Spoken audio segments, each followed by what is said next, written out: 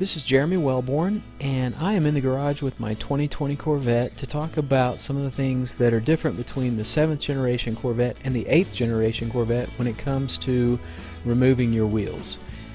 Thanks for stopping by and checking out this video. I hope it's helpful to you. Let's start by looking at some of the tools that you can use to help you with jacking up the vehicle and pulling your wheels off. The first thing that I want to show you is the jacking puck that I have, which is from a set of 4 that you can get from wildvets.com that only costs $25.99. It's a very simple jacking puck, solid rubber with a textured underside, and then on the top side you've got an eye hook that you'll use to insert into the slot that's for that jacking puck to go into. These are really great because you can use them on the 5th, 6th, 7th, and 8th generation Corvette. The eye hook simply turns and allows you to extend it for the vehicles that it would need to be extended for, or to tighten it back in for the 8th generation Corvette, which is where we want it as we use it here. So you can pick those up again at wildvets.com, and the set is $25.99. So it's a great jacking puck resource, and that's for 4 of them, of course. Another great set of tools that I want to show you are these Performance Tool thin wall impact socket sets that come in a set of 5 different sockets sizes. One of them, of course, 17 millimeter, 19 millimeter, which is 3/4 inch, 21 millimeter, 13/16 inch, and 7/8 inch. The 13/16 inch is what I use for my 2017 Grand Sport. You can see that these are thin wall, and then they've got a protective sleeve over the top of them. Of course, this is the size that I use on my 2017 Grand Sport, a C7 lug nuts. But there's the sleeve, works great, protects your wheels from getting dinged when you're putting this on the lug nut. But tonight I am using a different size because the 2020 Corvette has 7/8 inch lug nuts. So that's what I'm going to use on my car tonight. A third tool that I'm using tonight are these Reverse Logic stainless steel female threaded lug bolt guide tools. Reverse Logic sent me 3 of these, which are a great tool for helping you remove the wheel without damaging the wheel or hitting the wheel, the inside barrel, against the caliper cover that's in there and chipping the paint on it. But you can see what this is like. It's just simply a stainless steel threaded lug bolt guide that we would screw right onto the lugs, and allows us to extend that wheel out. And we have 3 of them, so we can put 3 of them on there, guide the wheel off, and then putting the wheel back on allows us to just simply line those up easily and then slide that right onto the wheel. So we're going to use those tonight as well. Before we jack the vehicle up, of course, we want to make sure the vehicle is in park and that the parking brake is engaged. On the 2020 Corvette, you can actually engage the parking brake inside the vehicle, or if there's enough movement on the vehicle when the parking brake's not set, you can actually engage the parking brake by the movement. So let's take a look at what that looks like. We'll just rock the wheel back and forth like this, and the parking brake engages.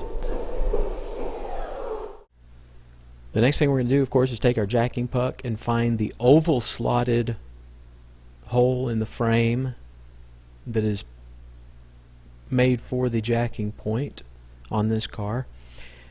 Keep in mind that there's another video that I have available that shows you where that is on the car. There are a couple of places that people would typically think you would put your jacking puck, or that you would lift the vehicle from, and those are not typically the places where you'd want to do that. So you want to find the right spot and get your jacking puck up into that right spot first, and then we'll just take our jack and we'll jack the vehicle up.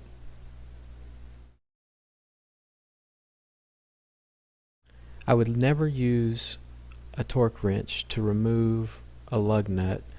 However, this is a broken torque wrench, so I use it because the handle's extended and it gives me more leverage on the lug nut. So I've already broken this one free earlier. We'll just spin the lug nut off.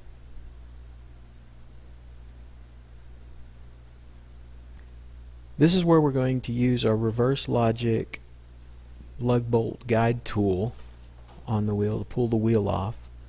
And all you have to do is just thread that sucker onto the lug, and you see that you've got a nice extension there. You can put 2 of them on, you can put 3 of them on, whatever your preference is, and that allows you to grab that wheel and guide it right off again without damaging your caliper and chipping the paint or damaging the inner barrel of your wheel. So that's what these are for, and they're a great tool. It gets, again, from reverselogic.us is the website that you can buy these on.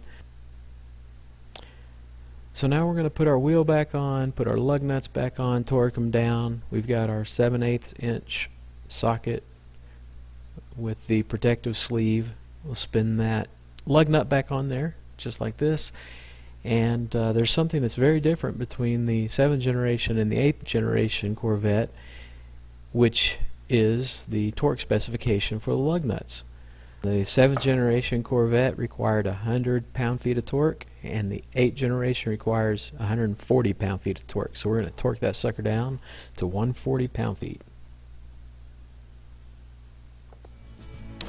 Alright, so I hope that's been helpful to some of you. Just keep in mind that you need a larger socket, which is a 7/8 inch socket rather than the smaller one for the C7. You'll need the 7/8 inch for the C8, and you also need to put 140 pound-feet of torque on that lug nut rather than 100, which is what you would put on a C7. So it's 140 on the C8, 100 on the C7. I hope each of you has a great remainder of your day, and I hope to see you out on the road.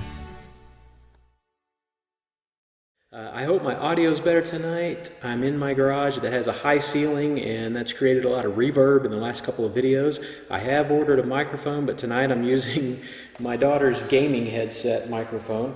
So hopefully this is going to sound okay. But let's go ahead and get started. And all that, I don't have this thing plugged in.